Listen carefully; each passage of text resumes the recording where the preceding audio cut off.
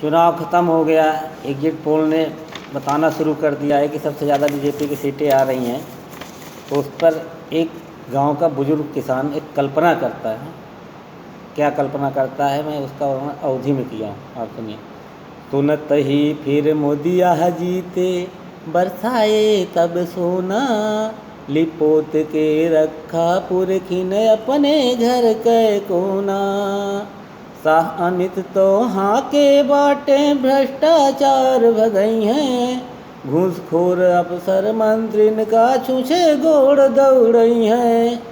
हारी बीमारी दूर से भागे, हारी बीमारी दूर से भागे, रोए केहू न रोना, लिपोत के रखा पुरखिन अपने घर के कोना।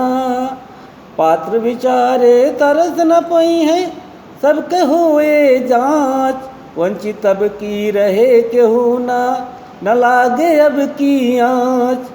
दिन दूनी अब होए तरक्की, दिन दूनी अब होए तरक्की, कुछ नहीं अब खोना, लिपोत के रखा पुरखिन अपने घर के कोना। गरीब किसान मौज खूब करी है, उत्तम रहे अब शिक्षा, मांग केहू न घर घर आए, दे जा हमका भिक्षा।